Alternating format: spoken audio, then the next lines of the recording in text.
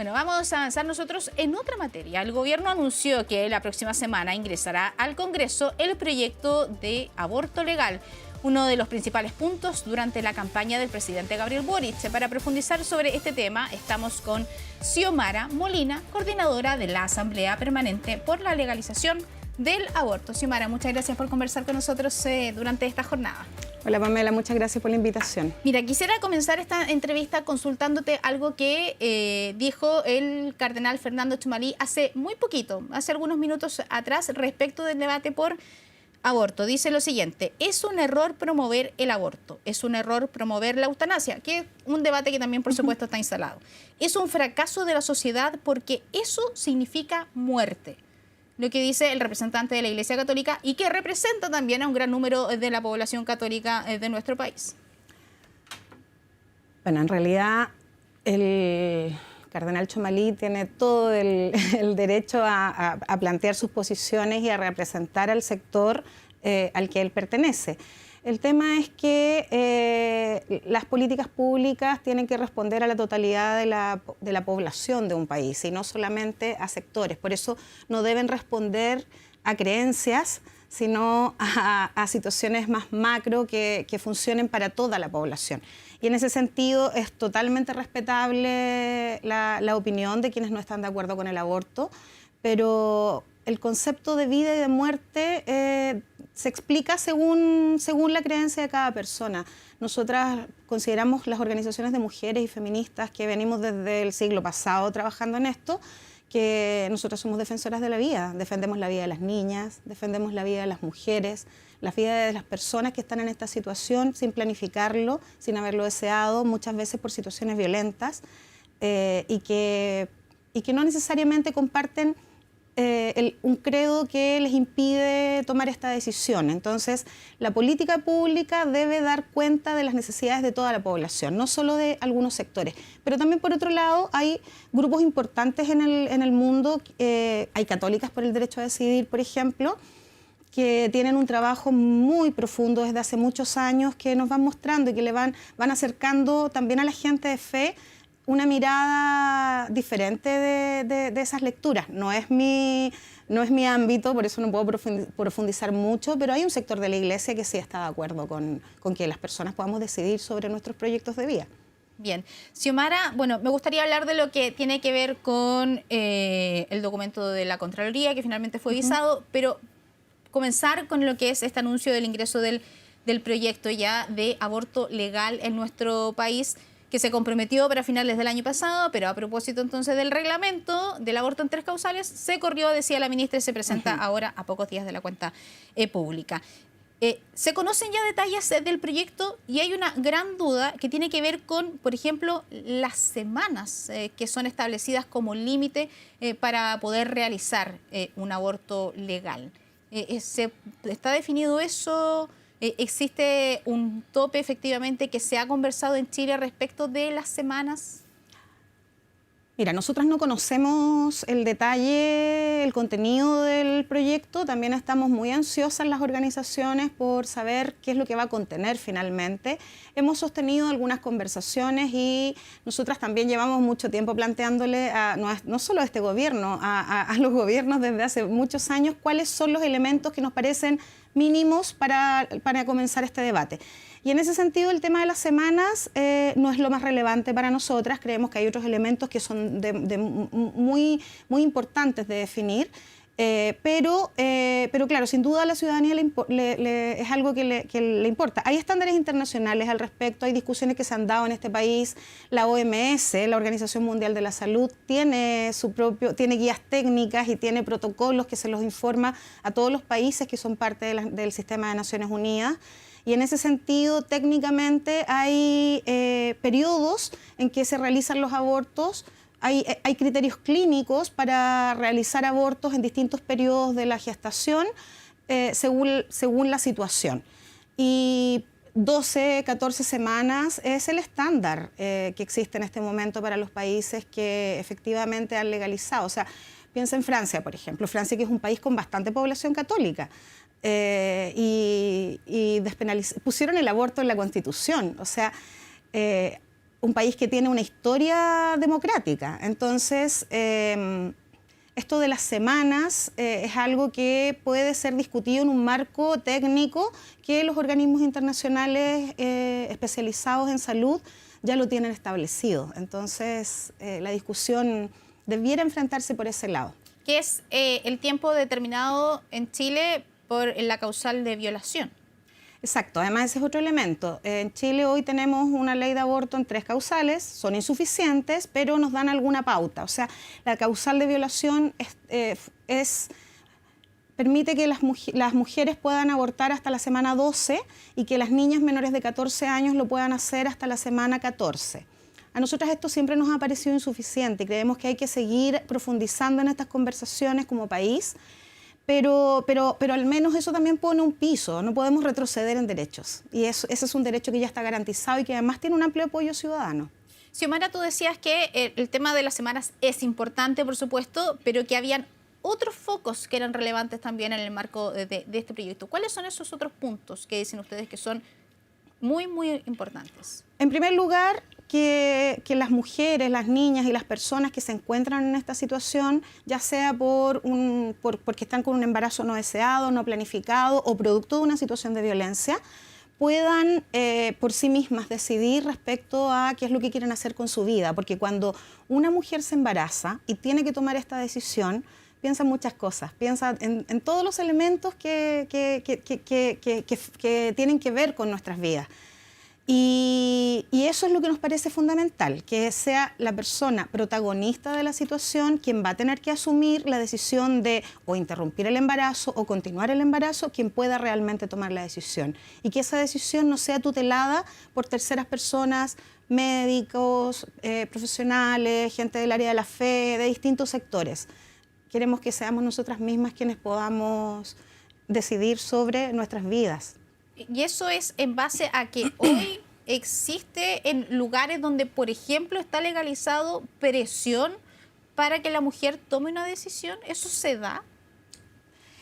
Mira, en los países donde está legalizado, te daba el ejemplo de Francia, claro. Hay países en Europa con una larga tradición democrática que tienen esto regulado. Tú llegas al centro de salud y el médico o la médica que te atiende te dice: estás embarazada, ¿deseas continuar o deseas interrumpir? Y según eso se establecen protocolos diferenciados que te indican cuál es el camino a seguir y cuáles son los elementos que requieres para poder concretar tu decisión. Pero esa es una decisión de la mujer, de la persona que está gestando, no es una decisión del médico, y eso es lo que buscamos. Que no sean terceras personas quienes deciden sobre nuestras individualidades, en realidad. Claro, que tiene que ver también con lo que, a propósito del reglamento, de la ley actual, que está con la objeción de conciencia, que es un tema que también se tuvo ahí que reparar. ¿Sabe? Estaba escuchando hace algunos minutos atrás a la ministra de la Mujer, y ella hablaba respecto de la clandestinidad en el aborto en Chile. Y daba un ejemplo, que decía que se había detenido a una persona hace unas semanas, o la semana pasada, que vendía pastillas abortivas. Y eso daba cuenta, si él las vende es porque hay una demanda. Exacto. Y ahí se aborda, hay un ejemplo concreto de lo que ocurre con la clandestinidad hoy en nuestro país. ¿Cuál es la situación? Ustedes como fundación, ¿cómo lo han visto? Nosotras creemos, nosotras lo que hemos visto, en realidad lo que hemos recogido a través de observación, de estudios, de muchos años de trabajo en este campo, es que efectivamente en Chile hay un mercado ilegal de misoprostol que es enorme y que pone en riesgo a quienes quieren abortar, y que además significa que hay personas que lucran con esto, con la desesperación de una mujer o de una niña cuando está en una situación así, y sin ninguna seguridad. Entonces, finalmente, la clandestinidad nos somete a una situación de profunda desigualdad, porque si una persona tiene recursos, va a tener seguramente una buena red, va a poder pagar 500.000 pesos por una dosis de pastillas, si no le funciona va a poder buscar otra. En cambio, hay mujeres que se van a gastar lo que tienen para alimentar a su familia todo el mes, en una dosis que a lo mejor ni siquiera es lo correcto, se están exponiendo a usar medicamentos que no sabemos lo que son, se exponen a que las estafen, se exponen a es como comprar droga. Y ese es el mercado que existe en Chile. Eso es lo que ocurre cuando el aborto es ilegal. Hay un mercado que es el mismo mercado que existe para la cocaína, para el fentanilo, para un montón de otras cosas que ocurren en la ilegalidad, cuando en el fondo esto debiera ser responsabilidad del Estado. El Estado también tiene que hacerse cargo de la vida y de la salud de las personas, y esto es parte de la salud de las personas. Hay un punto, bueno, el tema de la clandestinidad siempre ha sido como una especie de tema tabú. Pero si no hubiera clandestinidad, lo cierto es que quizás no se necesitaría una ley de aborto. ¿A qué voy? Que es un hecho y que ha ocurrido toda la vida. Y siempre está el riesgo de la vida de la mujer de hacer algo así. Finalmente, de la persona que está recurriendo a esta medida sin ningún resguardo médico y puede perfectamente, por ejemplo, sufrir una hemorragia, no tener la atención necesaria. De hecho, hay algunas cifras que me gustaría comentarte que creo que encuadran bastante bien esta situación. Hay Corporación Miles, que es una organización con un trabajo bastante extenso en esto, sacó hace poco tiempo atrás, a principio de año, un informe sobre criminalización con los casos, más de 400 casos en los últimos 10 años. Y de esos casos vemos que aproximadamente el 20% de las denuncias son denuncias realizadas por equipos de salud. Entonces, y si cruzas esto con el tema de la objeción de conciencia, es muy razonable que si una mujer tiene un aborto en su casa en condiciones de clandestinidad y siente o tiene miedo de tener una complicación, le va a dar mucho temor ir a un hospital, porque en la práctica efectivamente, así como hay profesionales que son muy garantes de derechos y que se preocupan de respetar las decisiones de las mujeres y de las pacientes, hay otros que no. Lo vemos con la objeción de conciencia. Y es más aún, o sea, en Chile, por ejemplo, el embarazo en niñas menores de 14 años es considerado una violación porque menos de 14 años legalmente no hay posibilidad de consentimiento. Claro. Y aún así tenemos el año 2024, las últimas cifras del Ministerio de Salud nos indican que más de 100 niñas egresaron de los hospitales públicos en Chile por parto. Eso significa, menores de 14 años, eso significa que son niñas que están siendo madres, que son niñas que fueron obligadas a parir, con una legislación que obligaría a que ese embarazo se hubiera interrumpido, y no ocurrió. Claro, porque no se considera, la persona quizás no hizo la denuncia por violación o esa niña o su familiar la obligó a llevar a cabo ese embarazo y no denunciaron una violación porque lo puede justificar con que... Ahora hay un punto. Pero llegamos a un sistema de salud que también debiera ofrecerle a esa niña todo lo que la ley establece. Y si la ley dice que las menores de 14 siempre se va a considerar violación, entonces esas niñas debieran haber abortado, no debieran estar en una lista de egresos por partos. Claro. Ahora hay un punto que es un hecho y que es la ley, que hoy es un delito. Hoy está penalizado, hoy es un delito. O sea, una mujer que decide abortar clandestinamente, tiene una complicación, va a un centro de salud, claramente se arriesga a ser denunciada por un delito. Exacto. Por eso tenemos que avanzar en la legislación, porque no es posible que algo que es parte de la vida de las mujeres, y que lo ha sido siempre, sea un delito, sea considerado un delito. Nosotros, las mujeres vivimos, los ciclos reproductivos que tenemos